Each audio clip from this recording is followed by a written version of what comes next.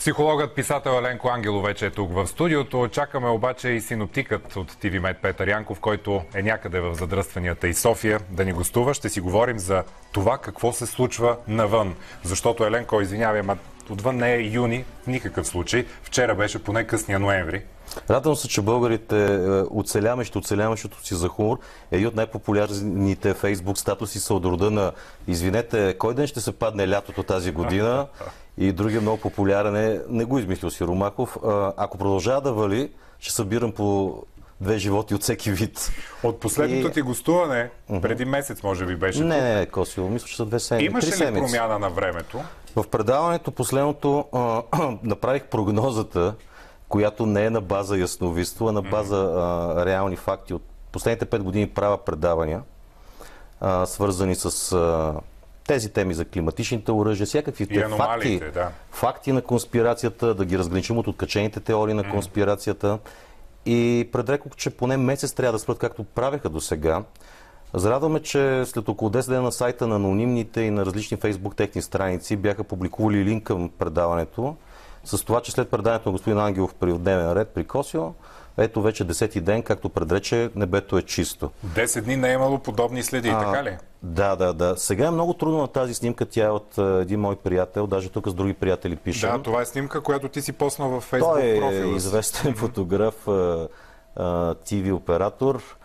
Разбира се, това е неговия никнейм Падре Ленин, много готин човек. Той е публикува, като ме тагнал на тази снимка. Тя е от 28 май, защото той е написал, че е от НДК-то на културата. И без негатив, без фотошоп. Да, той е професионален. Много трудно, дори сега нашите зрители, които гледат, ще ги убедим, че това са облаци от самолетни следи. Това се старая 5 години да докажа, да покажа и така нататък. Моят приятел, който много обичам, Венци Мицов, веднага е споделил, че неговият кемтрейл е много по-добър от вашия кемтрейл. Другия, да.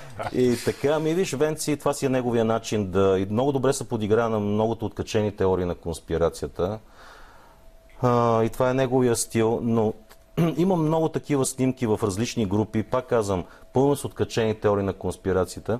След предаването Косио, продължавам да отговарям на въпроса, един вече мой добър приятел, той е един от големите шефове в ДАНС, 2 часа буквално заключих кабинета и не го пусках да излезе. Кабинета ми е с големи прозорци. Деня, в който започнаха буквално да минават самолети след един и тези самолетни, уж обикновени следи да преминават в мъгла.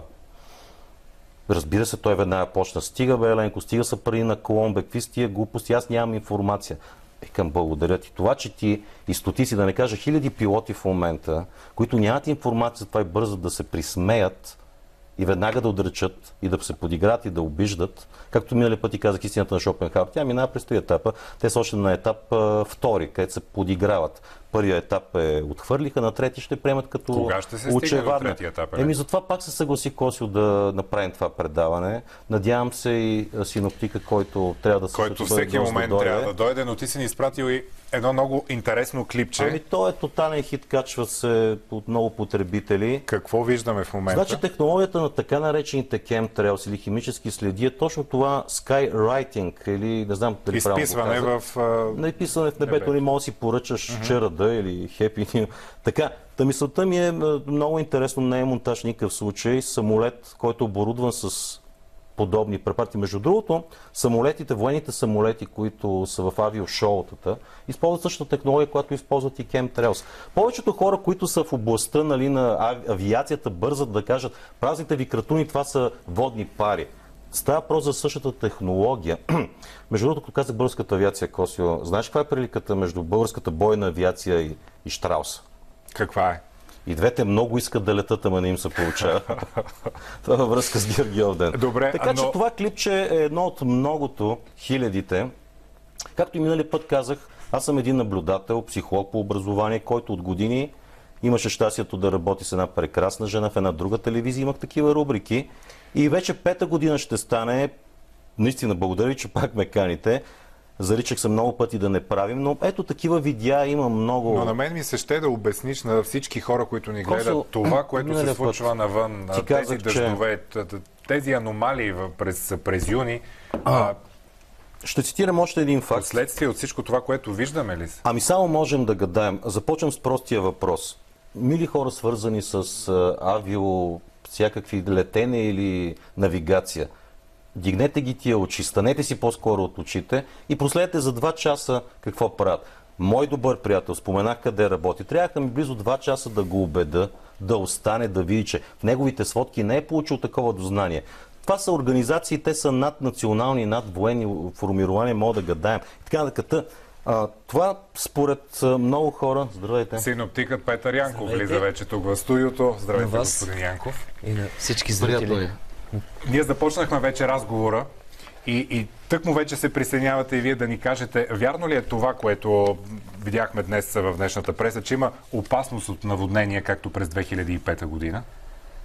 Очакват се обилните проливни дъждове сега през юни. Очакват се приблизително около 2 пъти повече от нормите валежните за месец юни, така че наводнения са възможни и особено интензивни ще бъдат валежите след 10 юни, в края на седмицата и от 13-14 юни до 18 юни се очакват сериозни валежни количества на Балканите, така че са възможни наводнения, като се има предвид състоянието на нашите отходни канали, реките, поддържането на коретата на реките и особено занемарените микроязовири, състоянието на кранове,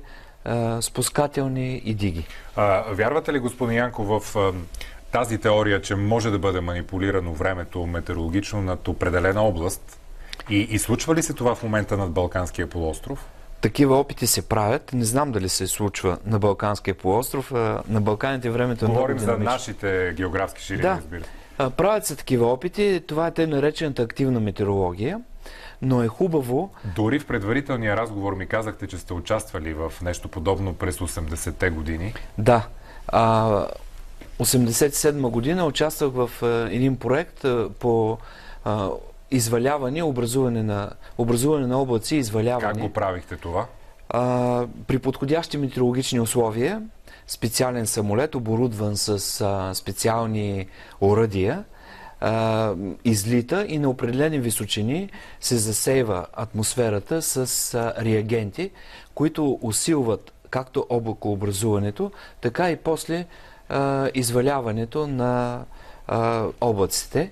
И това се прави неведнъж в Русия, сигурно и в Само една вметка. Вижте как надрамото ви наднича американският президент Никсън. По негово време във Виетнам, това е безспорен факт, операция Попай, където американците съвсем официално дори се фукат, това мога потвърдят много военни, аз съм го учил, ще съм участвал в първото натовско учение в България и са ни го преподавали, точно с подобни така наречени химически следи да предизвикат обилни валежи. Операция Попай, всеки един в момента от зрителите може да напише и това, което казва господин Янков, възможно ли е това?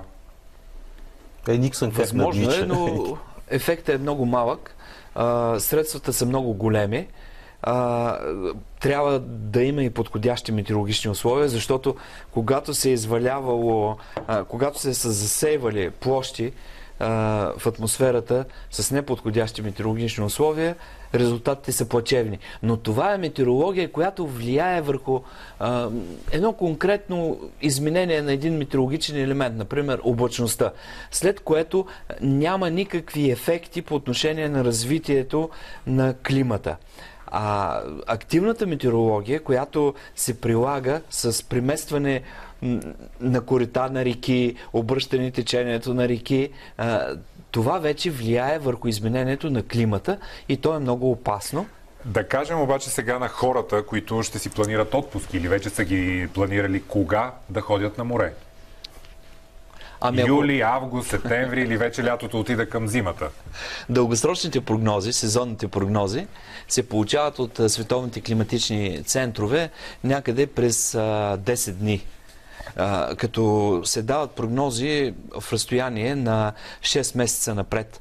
последните прогнози за Балканите от канадският климатичен център са за едно дъждовно лято, първа половина на лятото, така че юни ще бъде дъждовен. Дъждовно време се очаква и през първата половина на юли. Така че за море ще е най-подходящо времето от средата на юли, включително август и септември. Ако могат да се планират тези отпуски, е хубаво да се съобразят. Който е планирал преди това, да буквално се е прекарал. Във Фейсбук е много популярен и статус гениален. Пита се, кой ден ще се падне лятото тази година? Еленко, кажи на хората, как могат да разберат, че времето над тях се манипулира?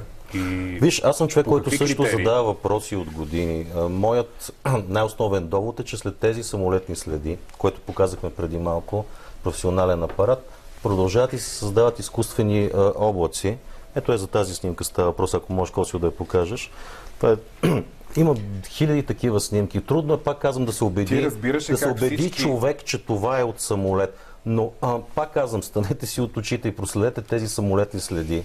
След предаването, Никосио, пак казвам, за хората в момента изглежда, че си приписвам изгрева на Слънцето, но това са силно над 30 предания, без да проучавам от национален ефир. След всяко предание, когато става въпрос за кемтрел или химически, или операции, или за геоинженери, те престават, те времето вече се скъсява, Еленко. Това не е ли притеснително? Има две велики сили, които всяка вечер в 8 часа гледаме как си ги мерят. И не е тайна, пак ще цитирам факт, още 70-те години, ако не се лъжа, 77-ма цитираха в ООН, 60 страни, главни инициатори САЩ и тогавашния СССР подписват споразумение да не се използват климатични оръжия. Какво по-показателно от това нещо? Че това самия Бил Клинтън няколко пъти му гледам интервюта, той каза, че той няма власт на тези тайни военно... Те не са тайни, те са военни промишлени комплекси с тайни и така нататък. Аз само бих добавил нещо в тази насока, ако ми позволите. Хубаво е да се правят такива опити. Аз ще дам пример с атомната бомба. Когато учените създават атомната бомба, те са имали предвид развитието на ядрената енергетика и внедряването на всички тези открития в производството на ефтино електричество. Виждате политиците за какво са използвали първо техните открития. Сега става нещо аналогично. Учените биха използвали тези методи за промяна, например, на пътищата на тропичните циклони. Така че да не могат да достигнат до сушата, до големи населени места и да създадат опустошителни такива въздействия. Биха променили, например, пътя на един циклон. Това е хубаво. Това не влияе на климата. Но всичко останало. Но когато политиците яхват вълната на тези открития и тези научни изследвания, тогава се получава едно изкривяване, което е не в полза на широката общественост, на цялото население на нашата планета. Те винаги, политиците и родните и световните, винаги ни обещават неща, които никой не може да ни ги даде. Така е, но... Самия Бернард Исланд, минали път споменах, има вече толкова филми по темата, той е покойник. Той е директор и човек, който държи патента на популярната вече станция Харп. И толкова интервюта нагледни казват, че такива съоръжения като Харп работят само с разпръскването на агенти като бари, стронци. Аз съм пълен аматьор, дори не съм аматьор, нищо не знам. Аз само знам, че когато проследа следите, те образуват такава мъгла. Като човек, който живее в София, аз обикалям нон-стоп с моите семинари, свързани с съвсем друга насока, с личностно развитие, всички градове на България. Това е факт. Докато тече семинар, ето мога да кажа в Пловдив, Косио, един най-популярният хотел, имаше скептици, хора, които са дошли да ги обучавам за сценично майсторство. Скептици, хора, бизнесмени и така нататък. Цял след обед, от 12 часа започнаха операциите, миналата година говоря, до 4-5 климата се промени драстично. Целият Пловдив беше под купол. Какво повече? Аз ти предлагам да ми гостуваш много по-често, всяка седмица. Но на по-светли и по-слънчеви теми. И на по-слънчеви. Господин Янков, за да завършим темата, закъсняхте леко заради задръстванията. Кажете, хората се интересуват защо всеки ден в последните седмици започва да вали по едно и също време. В 5 часа, като 5 часа, например, защо? Което е хубаво, разбира се, защото всички се прибират и започват да гледат дневен ред, но другото обяснение. Това е характерно за тъй наречените размити барични обстановки. И на Балканите сега сме точно в подобна ситуация, когато във височина работи някакъв циклон, ниско налягане, при земята има размито по-високо налягане и се получава един подсилен дневен ход, като се включва не на последно място и слънчевото греене след 12 часа след падне, като се усилва и дава допълнително усилване на облакообразуването. За това се наблюдава и такъв дневен ход. Но аз бих добавил, всички наши политици, включително и господина до мене, не използват добре, според мен, понятието климат. Значи, когато е чел лекциите в Пловдив, това е било метеорологично време. Климатът е усреднено състояние на атмосферата за най-малко 30 години период. Така че и затова на всеки 30 години Националният институт по метеорология и хидрология е длъжен да дава те наречените климатични справки. Така че времето се променя, а климатът е едно усреднено състояние, което много трудно се хваща неговия ход. Всички ще си вземем поука от това, а пък ние ще проследим какво ще бъде времето, Еленко, до следващото ти гостуване. Няма нищо по-важно от времето в нас. Благодаря ви за това гостуване. Вие останете сега с новините. Довиждане.